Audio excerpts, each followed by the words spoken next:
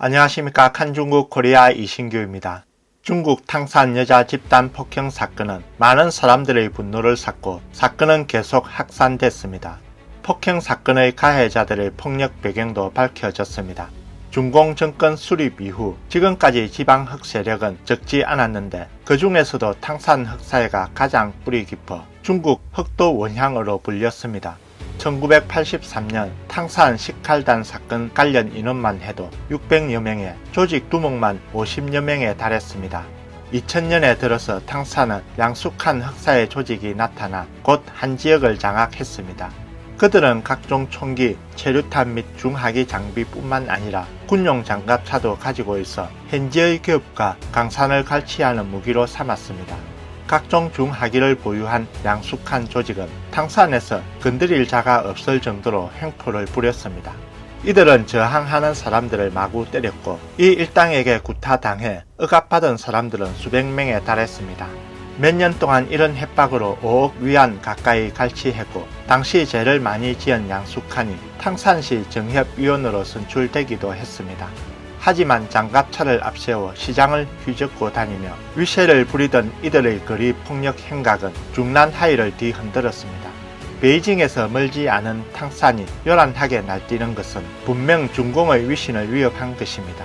2007년 양숙한 흑사의 조직은 고위층에 의해 제압되었습니다. 그러나 이처럼 수차례 범행을 저질러 전국을 충격에 빠뜨린 조폭 주범 양숙한은 무기징역형만 선고받았고 관련된 보호막도 부처급 간부일 뿐이었습니다. 언론들은 고위직의 보호 없이는 양숙한 조직이 이 정도 규모로 성장할 수 없었을 것이라는 의혹을 제기하고 있습니다. 최근 탕산 구타 사건이 계속 터지면서 사회 전체가 탕산 관리들에게 당신들은 흑사회와 얼마나 결탁했는가 라고 묻고 있습니다. 외부 세계는 탕산의 사회가 이처럼 복잡한 것은 현지에서 돈을 버는 채굴, 야금업과 분리할 수 없으며 두둑한 이익으로 현지의 폭력배들이 생겨났고 간청이 복잡하고 경찰과 비적이 한통 속이 되어 서로 감싸고 그 이익이 당 중앙까지 도달하게 된 것은 탕산 조폭이 오랫동안 판을 치게 된 근원입니다. 다음 뉴스입니다. 외신 보도에 따르면 탕산 식당 집단 폭행 사건이 터지고 구타당한 4명의 소녀가 얼굴을 드러내지 않고 있고 소녀 가족들도 입을 열지 않고 있어 사건의 배후에는 큰 흑막이 있을지도 모른다는 의혹을 불러일으키고 있습니다. 그리고 인터넷에 올라온 최신 영상은 사람들을 몸서리치게 했습니다.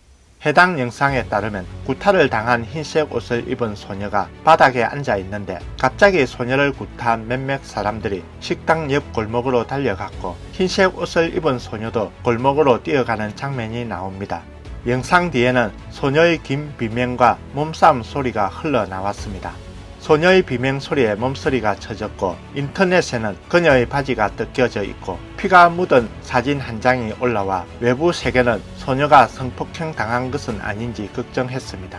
몇몇 네티즌들은 중국 SNS에 여자아이 4명 중 2명은 그 자리에서 살해당했고 이 중 검은 옷을 입은 여자는 성폭행 당한 후 2층에서 아래로 던져졌다며 영상 속 모두가 어두운 골목 쪽으로 달려간 이유라고 주장했습니다.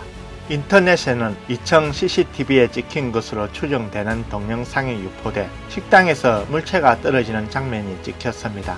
또 다른 네티즌은 검은 옷을 입은 소녀가 떨어진 후 여자아이를 또 차로 밀어버렸다고 전했습니다. 응급치료를 위해 병원으로 이송된 흰색 옷을 입은 소녀의 경우 이미 사망했다는 소식도 전해졌습니다. 일부 네티즌들은 실은 중환자실에서 구한 게 아니라 구하는 신용만 했을 뿐이라고 말했습니다. 중국 네티즌들의 이런 주장들은 중국 당국의 은폐로 확인되지 않고 있습니다. 비록 관련 이슈의 실시간 검색 모두 금지됐지만 여전히 많은 사람들이 소녀의 행방에 대해 묻고 생각보다 훨씬 심각한 문제임을 강조합니다.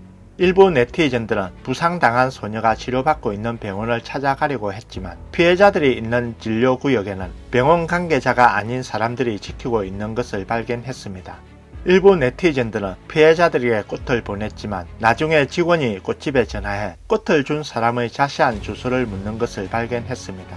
일부 네티즌들은 지역 주민들이 골목에 흰 국화와 양초, 공명 등을 보냈다고 하는데 골목에서 무슨 일이 벌어진 걸까? 지역 부녀회에서는 처음부터 끝까지 두 소녀가 안정되었다고 말하고 있는데 분명히 4명인데 왜 2명이라고만 말할까요? 사건이 발생한 지 꽤 지났는데 4명의 소녀 중 누구도 발언하거나 인터뷰를 하지 않았다니 이상하지 않습니까? 라고 말했습니다.